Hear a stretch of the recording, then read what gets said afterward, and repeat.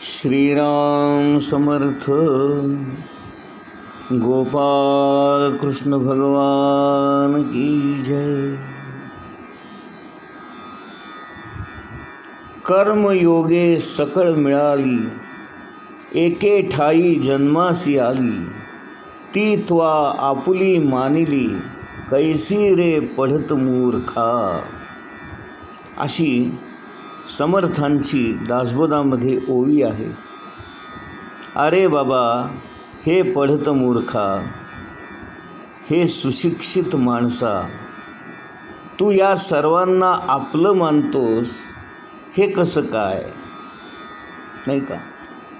कारण ही जी काही मंडळी आपल्या आयुष्यामध्ये आज असतात, ती मागच्या काही जन्मातील आपल्या देण्या घेण्याचे जे व्यवहार अपूर्ण राहिलेले असतात, ते पूर्ण करण्यासाठीच आलेले असतात. कोणी आपल्याकडून घेण्यासाठी येतात, कोणी आपल्याला देण्यासाठी येतात. कोणी आपल्याला सुख देण्यासाठी येतात, कोणी आपल्याला दुःख देण्यासाठी येतात. कोणी आपल्याकडून सुखी होतात, कोणी आपल्याकडून दुःखी होतात. असं हे सगळं जग आणि अशी ही सगळी माणसं. आणि म्हणून या सगळ्या ऋणानुबंधाच्या गाठी असतात. आणि ज्यांचे ऋणानुबंध जास्त बाकी असतात, अशी माणसं आपल्या अगदी जवळची किंवा सानिध्यामधली असतात. आणि ज्यांचे थोडेफारच ऋणानुबंध असतात, ती माणसं आपल्या आयुष्यात क्वचित येतात आणि लगेच निघूनही जातात. तर अशा या सगळ्या घटना घडत असतात. हल्ली आपल्याला अशा गोष्टी वारंवार ऐकायला मिळू लागल्या आहेत की अनेक जणांची मुलं मुली परदेशामध्ये स्थायिक होतात, शिक्षणासाठी जातात, तिथेच रमतात, तिथेच त्यांची लग्न होतात आणि त्यांचे म्हातारे आईवडील इथे भारतामध्ये असतात. काही काही वेळेला हे आईवडील आजारी पडतात किंवा अक्षरशः मृत्यूशय्येवर असतात. त्यांची जाण्याची वेळ आलेली असते. कोणीतरी त्यांच्या मुलांना फोन करून कळवतात की अरे बाबा, तुझे आईवडील आजारी आहेत, सिरियस आहेत, दवाखान्यामध्ये ॲडमिट आहेत, तुझं त्यांच्याजवळ इथं असणं आवश्यक आहे. इतकं सांगूनही ते विचारतात, आम्ही भारतात येणं खरंच गरजेचं आहे का? म्हणजे बघा, आपल्या मुलाबाळांना आपल्या आईवडिलांविषयी काहीच प्रेम राहिलेलं नाही आहे. ती सगळी आपल्या स्वतःच्या सुखाच्या मागे लागलेली आहेत, पैशाच्या मागे लागलेली आहेत. बऱ्याच वेळेला आईवडील आजारी आहेत म्हणून भेटण्यासाठी यावं, तर त्यांचंही बरोबर आहे. परदेशातून भारतामध्ये येऊन जाण्यासाठी एका माणसाला कमीत कमी $1,00,000-2 लाख खर्च येतो. शिवाय त्याच्या कटकटी असतात. त्याचा पासपोर्ट करा, विमानाचं तिकीट बुक करा, त्याचा व्हिसा काढा, या सगळ्या भानगडी आहेतच. आणि इतकं होऊन समजा तो मुलगा जरी भेटायला आला, एक 7-8 दिवस तो कसा बसा इथं राहील, परंतु त्याची सुट्टी संपत आलेली असते. त्याला पुन्हा कामावर जॉईन व्हावं लागतं आणि म्हणून त्याला आजारी असणाऱ्या आईवडिलांना अशाच अवस्थेमध्ये सोडून परतही जावं लागतं. बरं, आणखीन एक यातलं खरं आणि अत्यंत महत्त्वाचं मी तुम्हाला स्पष्ट शब्दात सांगतो की किती दिवस इथं राहिलो म्हणजे यात सगळ्यातून सुटका होईल हे कुणालाच माहीत नाही. कारण आजारी असलेला मनुष्य आज मरतोय का अजून वर्षांनी मरतोय हे काही आपल्याला सांगता येत नाही. बरं, त्यांच्या मृत्यूची वाट पाहत परदेशामध्ये असलेल्या मुलांनी भारतामध्ये राहावं तरी किती काळ, हेही जरा अवघडच आहे. मृत्यू काही आपल्या हातात नाही, तो केव्हा येणार हे माहीत नाही, किती काळ राहावं लागेल हेही सांगता येत नाही. म्हणून मुलं यायलाच तयार नसतात. मग अगदीच आई वडील गेले असं जेव्हा त्यांना फोन केले जातात तेव्हा ते येतात आणि फक्त त्यांच्या फोटोला नमस्कार करून जाण्यापुरतेच येतात. कारण त्यावेळेला त्यांच्या आईवडिलांचे अंत्यसंस्कारसुद्धा झालेले असतात. ही वस्तुस्थिती आहे. हे जीवन आहे आणि हे असं सगळं आहे. म्हणून सगळ्या संतांनी हेच सांगितलं आहे की अगदी आपली प्रत्यक्ष मुलं बाळं जरी असली तरी ते देखील आपल्या अंतकाळी आपल्याजवळ असतील याची शाश्वती नाही. त्यांचा आधार आपल्याला मिळू शकेल, त्यांची सोबत आपल्याला मिळू शकेल हे काही सांगता येत नाही. आणि म्हणून परमार्थ करायचा तो एवढ्याचसाठी की कुणीही असो किंवा नसो, मी एकाकी नाही, माझा भगवंत माझ्याबरोबर आहे, ही खात्री मिळवण्यासाठी परमार्थ करायचा.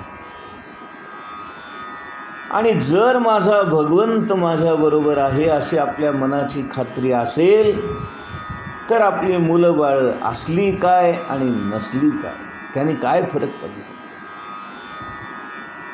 आणि म्हणून महाराजांसारखी माणसं स्पष्ट शब्दात सांगतात, ज्याने भगवंत आपलासा केला त्याच्या आयुष्यात इतर कुणी असलं काय आणि नसलं काय काय फरक पडणार.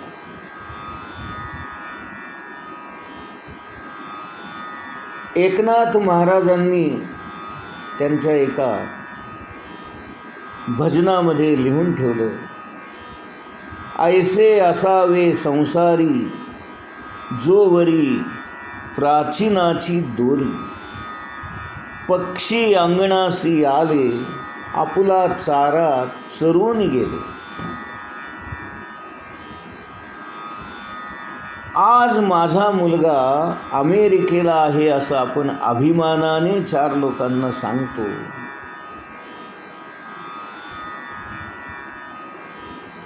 मग मला सांगा, अमेरिकेमध्ये असलेल्या मुलाचा तसा आपल्याला काय उपयोग आहे? तो असून नसल्यासारखाच नाही का? मग एखाद्या आईबापांना मुलगाच नसेल तर त्यांच्या अवस्थेमध्ये आणि या मुलगा असून अमेरिकेला असण्याच्या आईबापांच्या अवस्थेमध्ये काय फरक राहिला मला सांगा. याला मुलं बाळच नाहीत आणि याला मुलं बाळं आहेत पण ती सारी अमेरिकेत आहेत. म्हणजे एकाला नाही म्हणून तो दुःखी आहे आणि दुसरा असून नाहीत म्हणून तो दुःखी आहे. म्हणजे दोघांचंही दुःख तसं सारखंच नाही का? मग अशी मुलं असून तरी काय उपयोग जी नसल्यातच जमा आहेत. म्हणून ती माझी नाहीतच, ते माझे नव्हतेच कधी. ज्याप्रमाणे चिमण्या आपल्या दारामध्ये येतात, अंगणामध्ये दाणे टिपतात आणि उडून जातात. तशी आपली ही कुटुंब व्यवस्था आहे. एकाच कुटुंबात आपण राहतो. जोपर्यंत आपल्याला दाणा पाणी मिळतंय तोपर्यंत एकत्र टिकतो, आणि दाणा पाणी मिळेनासं झालं की भुरकन उडून जातो. चिमण्या अंगणात येतात, दाणे टिपतात आणि उडून जातात. किंवा एखादी धर्मशाळा असते बघा, त्या धर्मशाळेमध्ये काय होतं, दिवसभर प्रवास करून थकले भागलेले वाटसरू संध्याकाळच्या वेळेला त्या धर्मशाळेमध्ये येतात, उतरतात, राहतात. तिथे स्वयंपाक करतात, जेवतात, खातात, झोपतात आणि पुन्हा सकाळ झाली की पुढच्या प्रवासासाठी निघून जातात. वाटसरू वाटा आले, पहाट झाली आणि निघून गेले. धर्मशाळेमध्ये एका ठिकाणी भेटलेली माणसे ते तेवढ्यापुरते एकत्र असतात आणि दिवस उगवला की पुन्हा एकमेकांपासून दूर जातात. आपला प्रपंच, आपला संसार, आपलं कुटुंब हेही असंच आहे. काही दिवसापुरतेच आपण एकत्र असतो आणि तेवढे दिवस संपले की प्रत्येकाच्या वाटा वेगवेगळ्या असतात. अगदी गोंदवल्याचं उदाहरण घ्या. उत्सवाच्या निमित्ताने हजारो लाखो लोक एकत्र जमतात, उत्सव करतात, एकत्र बसून एकाच मांडवामध्ये जेवण करतात, एकाच मांडवामध्ये राहतात, झोपतात. आणि उत्सव संपला की सारे आपापल्या गावाला निघून जातात. पुढच्या वर्षीच्या उत्सवाला तो माणूस पुन्हा भेटेल की नाही हे सांगता येत नाही. सांगण्याचा हेतू एवढाच आहे की ज्ञानेश्वर महाराजांच्या ओवीमध्ये त्यांनी जे लिहून ठेवलंय, कुलक्षय करण्यासाठीच असे लोक एकत्र येतात. हे जर तत्त्वज्ञान आपल्या मनाला पटलं तर जीवनामध्ये माणसाला दुःखच राहणार नाही. त्याचा माझा संबंध एवढाच होता, तो संपला, तो निघून गेला. त्याचं माझं देणं घेणं एवढंच होतं, ते संपलं, तो निघून गेला, इतकंच. महाराज काही वेळेला गमतीने म्हणत असत, अहो तुम्ही मुलीच्या लग्नाची मुळीच काळजी करू नका. तिच्या नशिबात जे असेल ते आपोआप घडून येईल. पैसे नसले तरी पैसे त्यावेळेला मिळतील. कोण देईल, कसा देईल ह्याची तुम्हाला विचार करण्याची गरजच नाही. आणि असं काही स्थळ तिला मिळेल की ते स्वतःहून सांगतील की आम्हाला बाकी काही नको, आम्हाला तुमची फक्त मुलगी द्या.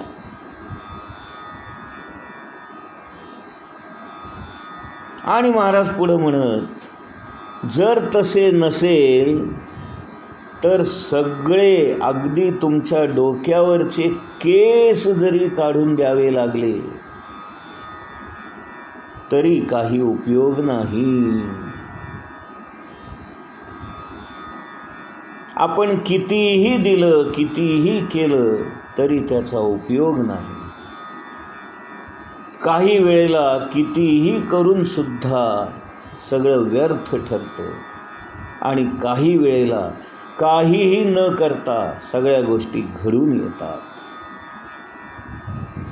तुम्हा आम्हाला नोकरी कुठे मिळावी, कोणत्या गावी मिळावी, किती पगार मिळावा, किती पैसा मिळावा, ऐश्वर्य किती मिळावं, साथीदार कोण मिळावेत, आपली पती किंवा आपला पत्नी म्हणून कोण यावं आपल्या आयुष्यात, या सगळ्या गोष्टी प्रारब्धाने आधीच ठरलेल्या असतात.